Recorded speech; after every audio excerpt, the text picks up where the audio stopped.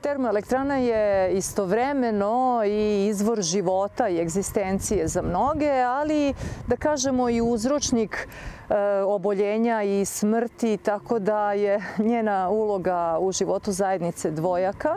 S jedne strane, naravno, mnogo ljudi radi u ovom kolektivu koji je gigant za jednu malu opštinu kao što je Gacko. Ako imamo jednu firmu u kojoj radi oko 2000 ljudi na opštinu koja ima oko 5000 stanovnika. Doduše, ne rade svi iz Gacka. U termoelektrani rade ljudi iz obližnjih okolnih opština od Foče do Trebinja, ali mnogo znači naravno za Gacko. S druge strane, zagađenje je tu sve prisutno, pogotovo u nekim zimskim mesecima, dakle od novembra do marta.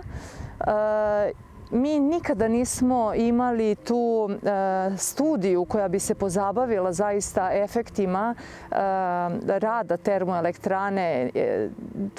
Tu su prisutni i pepeo, ali i nekakva zračenja za koja se pretpostavlja da postoje. Ono što je evidentno je da je zaista veliki broj, na ovaj broj stanovnika, veliki procenat je malignih oboljenja. Kao što sam rekla, nikada nije urađena studija ili neko praćenje koje bi pokazalo koliki je taj uticaj. Također, kada pričamo o uticaju rada termoelektrane na zdravlje ljudi, mogu da kažem da je Gacko sa nadmorskom visinom oko 1000 metara nekada bilo vazdušna banja, bronhitis, astma bili su nepoznate bolesti, a danas je gotovo svako drugo dete ima respiratorne probleme.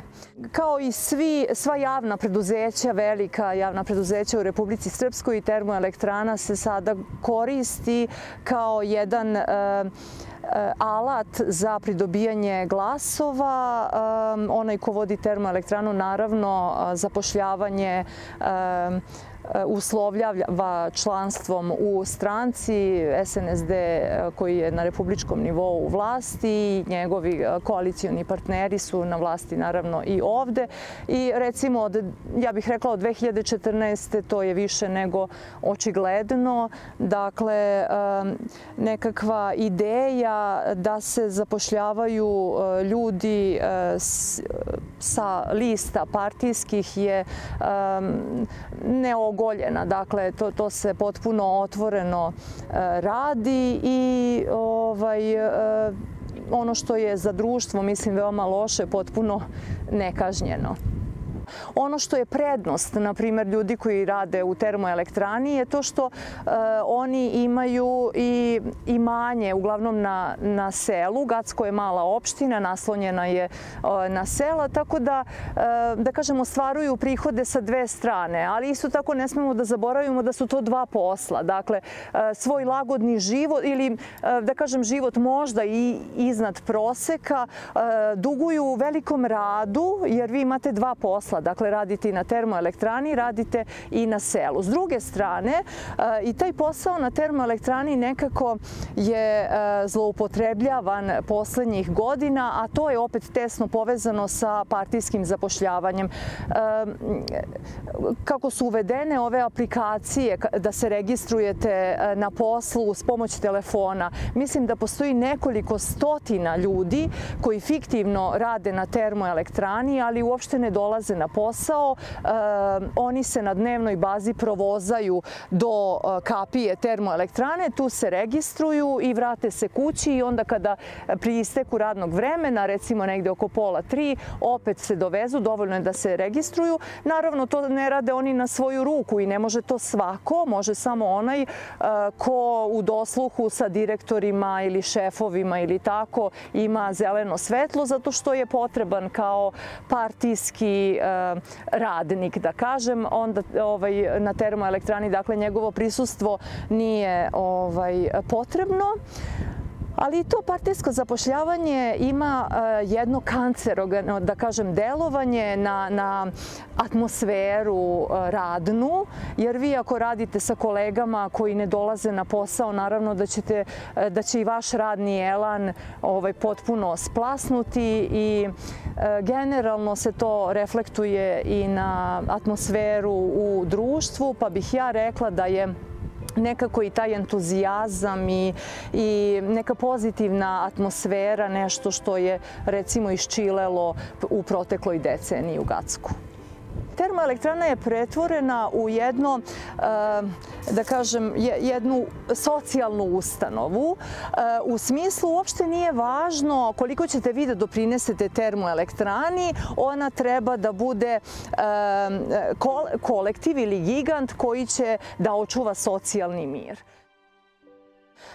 Ne postoji, recimo, ekološko udruženje u jednom gradu, jednom mestu koje ima termoelektranu koja zagađuje, da kažem, i sve snage.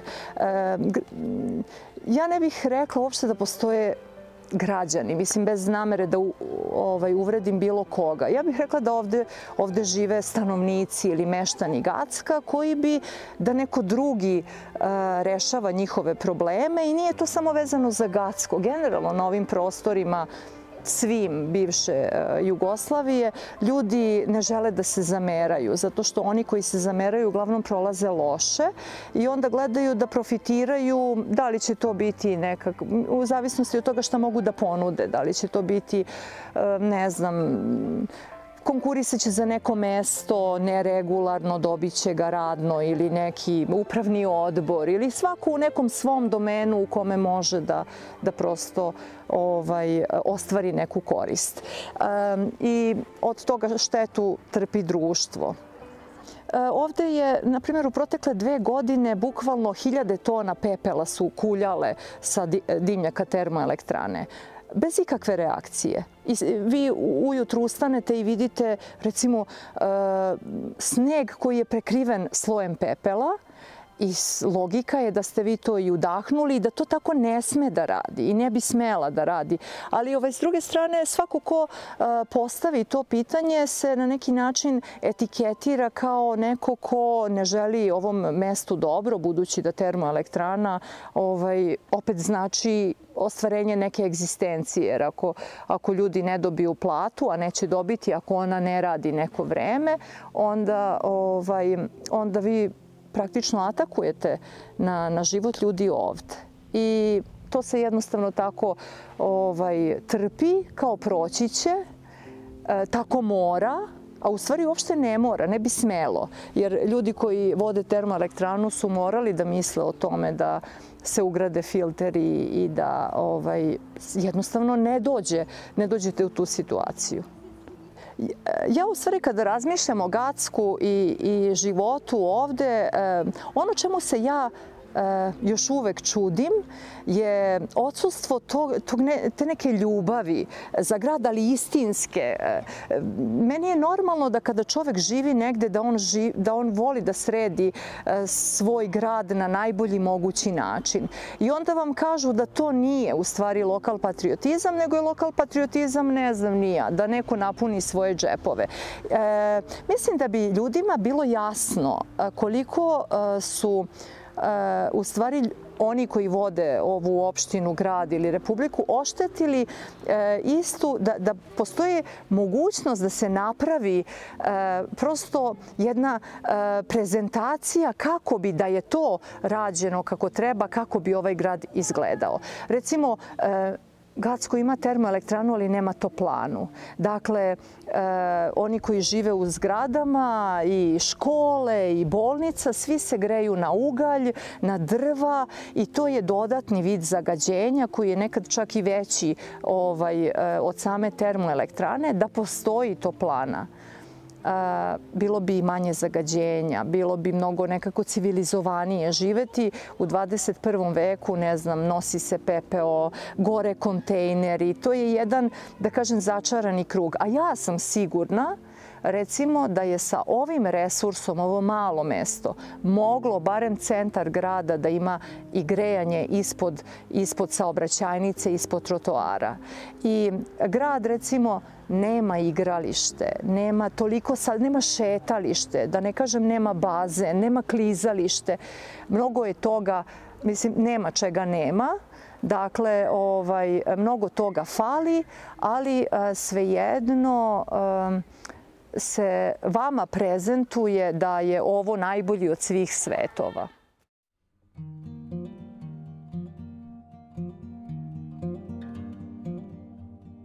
Pa ovdje ima perspektiva za uzgoj stočarstvo. Znači, stočarstvo je glavna poljoprivredna grana što se tiče našeg podneblja ovdje, Gacko kao opštine, jer smo mi nadmorska visina je u proseku oko 1000 metara. Znači, nemamo mogućnosti za neku ovako drugu vrstu poljoprivrede, nego stočarstvo je. I tu imamo, znači, proizvodnju kajmaka, što je tradicija u ovom našoj opštini. I mi smo osnovali udruženje proizvođača gatačkog kajmaka krajem prošle godine. Udruženje broji 23 članice. To su uglavnom žene, ne uglavnom, već to su 100% žene koje na selima su i njima je to proizvodnja kajmaka kao neki dodatni prihod gazdinstvima, svojim porodicama. Većina njih, znači 80% sigurno nema stalnog zaposlenja, nego to im je glavna vrsta prihoda što se tiče njih samih. I mislim da ima perspektive i u budućnosti da mogu ostvariti i da se malo više čuje za njih i da zaštitimo taj naš proizvod, što smo u stvari i počeli. Zbog toga smo se i osnovali da bi uspjeli da zaštitimo oznaku ili geografskog porekla ili oznaku porekla, to jest izvornosti. Kod nas udruženje ima dosta mladih žena. To je kao možda neka motivacija i ostalim ženama da se priključe. Znači, imamo možda i neki 30% žena koje su oko 30 godina. To je baš i to mislimo kao da je potencijal naš i znači da snaga naš udruženja. Bez njih spoj mladosti i iskustva, što bi mi rekli ovako kad su neke u pitanju promocije i to. Znači, od starijih kupimo zanate i to, a mladi nastavljaju tradiciju i doprinose dalje jačanju udruženja. Mislim, cijela opština se oslanja na tu termoelektranu. Znači, ona je glavni izvor i opštinskog budžeta i to, ali i ova poljoprivreda može dobrim delom da potpomogne.